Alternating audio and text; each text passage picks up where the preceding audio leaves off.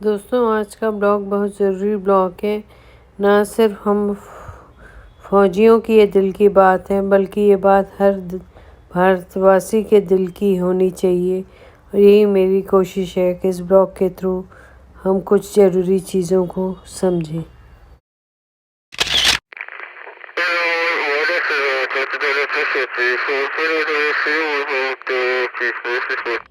Hello friends, कैसे हैं आप लोग? आशा करती हूँ आप लोग सब लोग अच्छे से होंगे और मैं भी अच्छे से हूँ। और कल सभी को पता है 15 अगस्त है और हम सब इसको धूमधाम से मनाते, सेलिब्रेट करते हैं इस आज़ादी को। पर इस आज़ादी के पीछे कितना खून बहा है, मतलब कितने लोग शहीद हुए हैं, कितनों ने कुर्बानियाँ दी हैं। अगर हम उसको आज समझ लें, हमारे आज को सेव करने के लिए, हमारे भविष्य को सेव करने के लिए लोगों ने अपने आज दिए हैं। तो उस बात को कभी दोस्तों भूलना नहीं।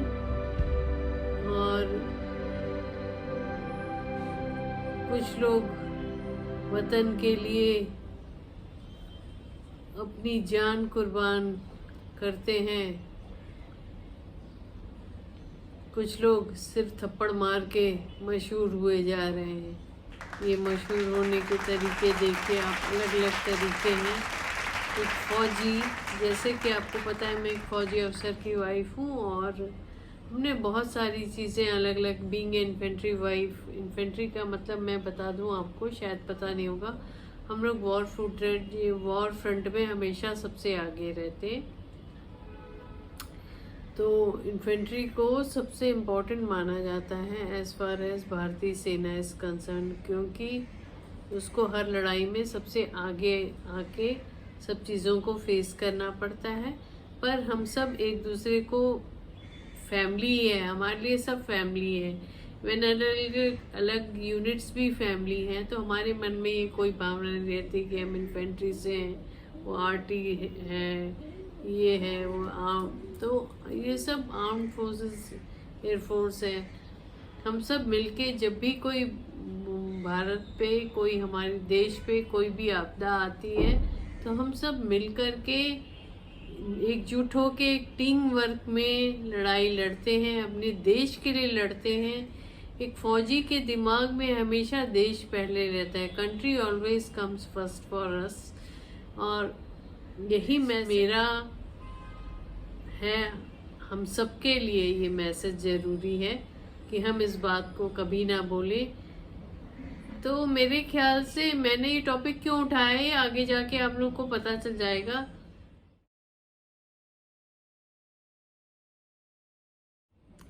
मैं क्यों आपको अलग अलग वीडियोस दिखाती हूँ, मैं क्यों नहीं ब्लॉगर बनी, ऐसी ब्लॉगर जो अपना रूटीन शेयर करे, जो अपने घर पूरा दिखाए। क्योंकि मैं इस बात की इम्पोर्टेंस है मुझे बहुत ज़्यादा कि मैं एक डिफेंस ऑफिसर की वाइफ हूँ। और अगर मैं एक डिफेंस ऑफिसर की वाइफ हूँ तो एक सर्टेन प्रोटोकॉल हम सबको निभानी पड़ती है। और मैं उसको अपनी भारतीय सेना की जो रिस्पेक्ट है मेरे मन में, जो पैशन है, जो मतलब अंदर से आता है, वो मैं एक्सप्लेन नहीं कर सकती।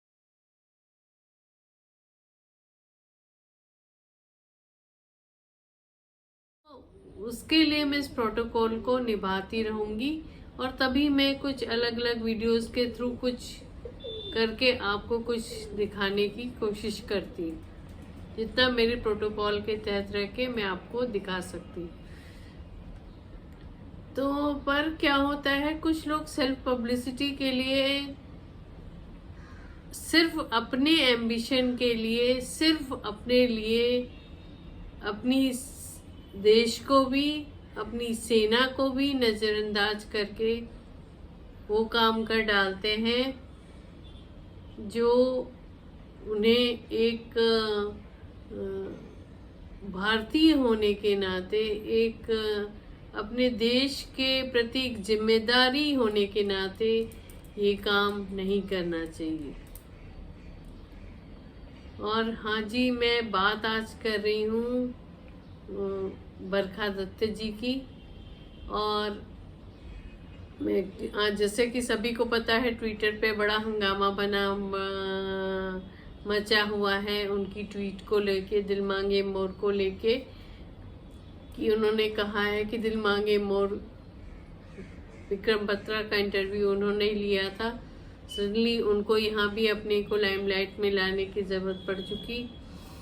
तो मैं बात कर रही हूँ, जो हमारा मीडिया है, जो इंडियन जर्नलिस्ट है, ये हमने 26/11 के टाइम पे देखा, ये हमने कारगिल युद्ध में भी देखा, जहाँ पे आपके अपनी भारतीय सेना के नौजवान अपना खून का एक एक कतरा देके कंट्री को बचाने की कोशिश कर रहे हैं। आपको आइडिया भी नहीं है मैडम, आप आइडिया भी नहीं है ये वॉर क्या था हमारे लिए,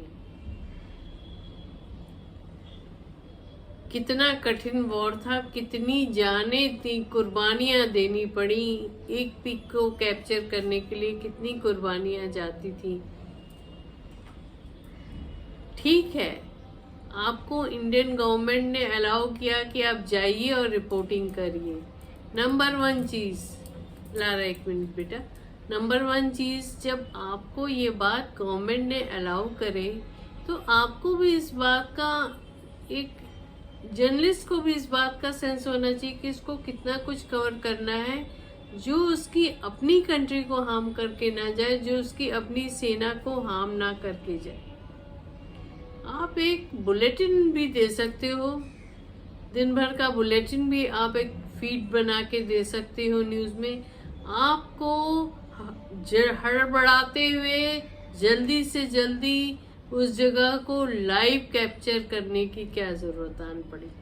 अगर बरखा दत्त जी आप इतनी ही निडर है तो आप जाकर के लड़ाई लड़ लेती ना कारगिल में, इतनी निडर है तो आप जाके कारगिल की लड़ाई लड़ लेती। आपको सिर्फ लाइव कवरेज ही क्यों करनी थी? सडनली विक्रम बत्रा की शेरशाह के बाद आपका सारा प्रेम जाग चुका कि आपने दिल मांगे मोर का इंटरव्यू लिया था। नहीं मैडम, इंडियन आर्मी के खून पे, हमारे नौजवानों के खून पे, आप हमारे शहीदों पे पब्लिसिटी प्लीज मत लीजिए, मुझे नहीं बर्दाश्त होगा। आप लोग हमारे शहीदों के नाम पे, शहीदों के खून पे पब्लिसिटी ना लें यार। कुछ तो दायरे होने चाहिए ना। जब भी कोई वीआईपी एडमिट होता है, आपका 1 मिनट में थोड़ा सा ये बंद करूंगी, नहीं तो नॉइज आएगा। जब भी कोई वीआईपी एडमिट होता है हॉस्पिटल में, तब क्या होता है, एक मेडिकल बुलेटिन होता है जो आके डॉक्टर्स अपना बता देते हैं कि ये डेवलपमेंट्स हैं।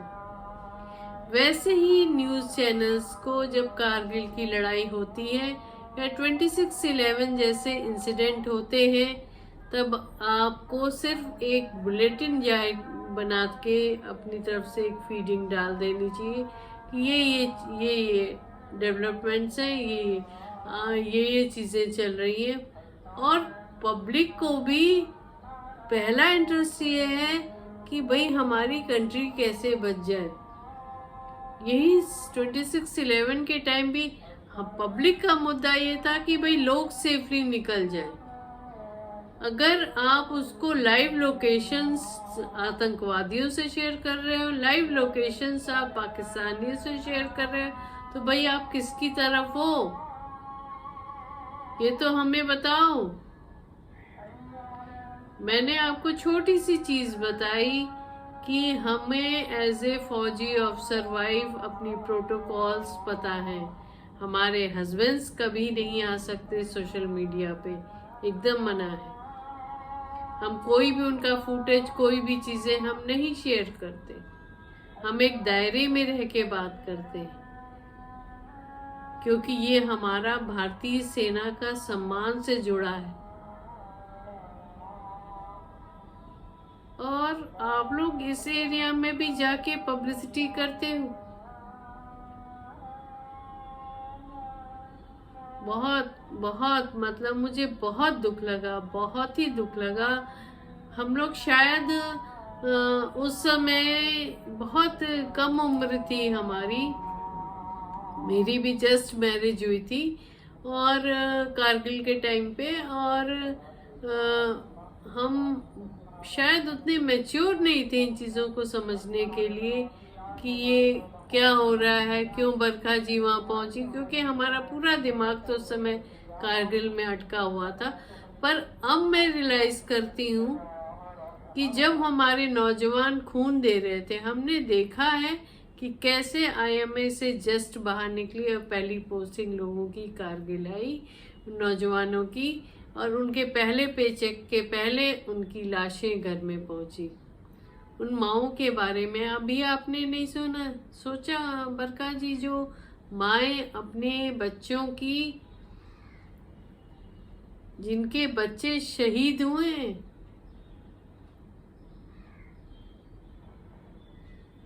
आप लोगों को ये अपॉर्चुनिटी कैसे दिखने लग जाती है? मैं ब्लैंक बोलूंगी, बहुत साफ बोलूंगी, मुझे कोई फिक्र नहीं है।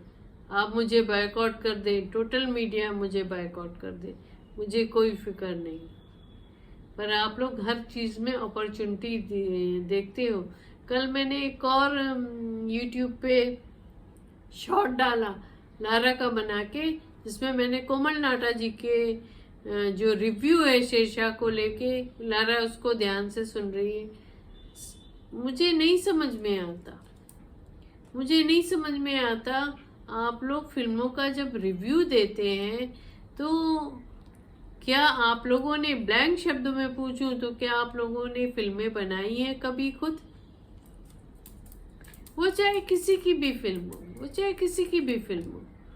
मेरे लिए मेकर मैटर नहीं करता, मेरे लिए स्टार मैटर नहीं करता, मेरे लिए वो धर्मा की फिल्म है कि यशराज की फिल्म है, ये मैटर नहीं करता। हर आदमी जो फिल्म बनाता है, वो चाहे छोटा हो चाहे बड़ा हो चाहे कुछ हो, उसको बड़ी मेहनत लगती है एक फिल्म खड़ा करने में। तो वो लोग पॉइंट ऑफ व्यू अपना क्यों देते हैं, वो जर्नलिस्ट अपना पॉइंट ऑफ क्यों देते हैं जो जिन्होंने आज तक एक फिल्म भी नहीं बनाई? और आप अपने पॉइंट ऑफ व्यू से लोगों को इन्फ्लुएंस करते हो, क्योंकि आप लोग सोशल मीडिया इन्फ्लुएंसर हो। आप लोगों की एक सर्टेन रिस्पॉन्सिबिलिटी है, जिस तरह से इंडियन आर्मी की रिस्पॉन्सिबिलिटी है, जिस तरह से एक डिफेंस ऑफिसर की वाइफों को मेरी एक प्रोटोकॉल है, वैसे ही आप लोग को एक प्रोटोकॉल निभाना चाहिए। आप लोग अपने रिव्यू से किसी न्यूकमर को कितने निराशा में डालते हो। कम से कम उसकी मेहनत की तो पीठ थपथपा दो, उसकी मेहनत की तो उसको रिस्पेक्ट दे दो। कभी आप अपने पैसे डाल के फिल्म बना के देखो ना, होश फाख्ता हो जाएंगे भाई साहब आप लोगों के। तो मुझे बहुत दुख लगा, मैं भी एक फिल्म मेकर हूँ, कंटेंट की सेंस सर थोड़ा आपसे ज्यादा ही, मुझे कम तो बिल्कुल नहीं है।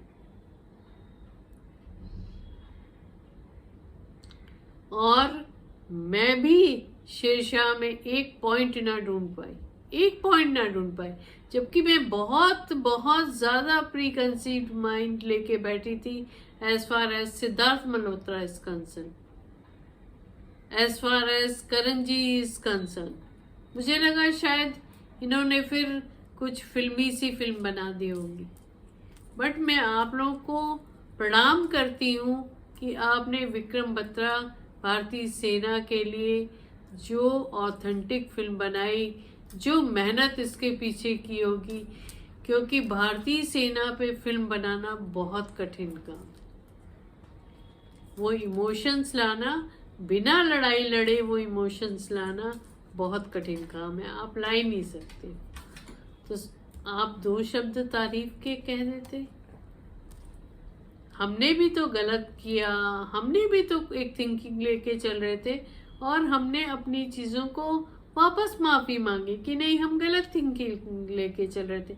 हमने एडमिट किया कि नहीं फिल्म सुपरवे देखनी चाहिए। हम यहाँ से एक फ्लेक्सिबिलिटी लेके चलते हैं, यहाँ से ओपन माइंड के लिए लेके चलते हैं और सेल्फ पब्लिसिटी हमारा एजेंडा नहीं होता है। ये तो मैं दावे के साथ कह सकती। तो बरखा दत्त जी, थोड़ा सा आप लोग ये ध्यान रखें कि मीडिया के दायरे में रह के काम करें। हर चीज़ के लिए, लाइव फीडिंग के लिए, मतलब आप लोग 26/11 में सबसे पहले पहुंच गए, जबकि एक्शन अभी हमारा शुरू भी नहीं हुआ और आप सबसे पहले पहुंच गए। तो भैया आप लोग जाकर के हर चीज़ की लड़ाई लड़के इंडिया को मुक्त कराओ प्रॉब्लम से ना। आर्मी वालों को जान देने की क्या ज़रूरत है ना? आर्मी वालों को जान देने की क्या ज़रूरत है? क्यों हमारे लोगों का खून बहा रहे हो? तो जब हमारी ड्यूटीज़ के दायरे हैं तो आपकी ड्यूटीज़ के दायरे क्यों नहीं बनते? जब सरकार ने आपको मना किया तब आपको ये बात समझ में आई कि आतंकवादी भी सब कुछ देख रहे हैं। आपको ये बात पहले क्यों नहीं समझ में आई? नहीं, कंपटीशन होता है कि कौन सबसे पहले पहुंचेगा, कौन लाइव कवरेज लेगा। इंडियन मीडिया की क्या यही रिस्पॉन्सिबिलिटी है? क्या उसके पीछे कोई देश प्रेम की भावना नहीं है? क्या उसके प्रति, इंडियन आर्मी के प्रति कोई भावना नहीं है? तो आप लोग क्यों इंटरव्यूज लेते हो? क्यों पहुंचे रहते हो जब किसी जवान की डेथ होती है और उसकी माँ चिल्ला चिल्ला के उस बॉडी पे रो रही होती? आप लोग क्यों पहुंचे रहते हो वहां पे? पब्लिसिटी के लिए सिर्फ, कोई इमोशन नहीं, सिर्फ पब्लिसिटी के लिए।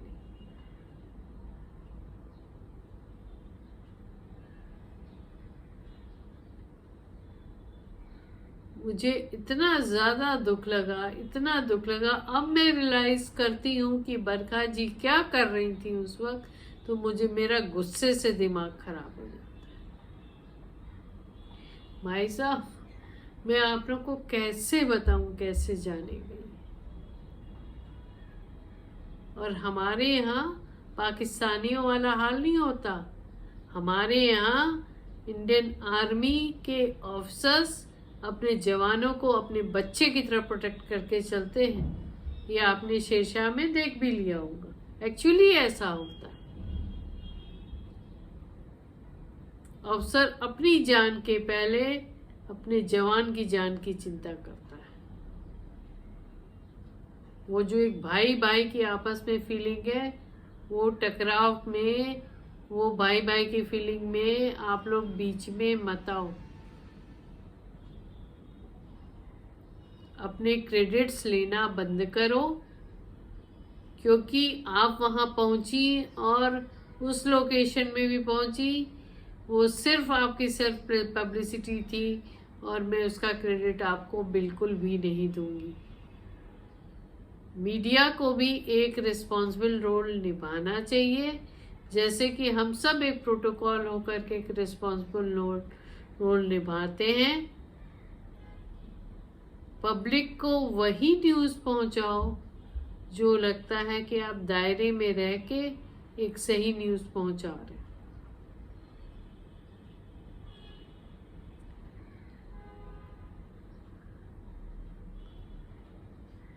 आप लोग इस बात से कितने सहमत हैं? आप लोग कमेंट सेक्शन में मुझे कमेंट करके बता सकते हैं।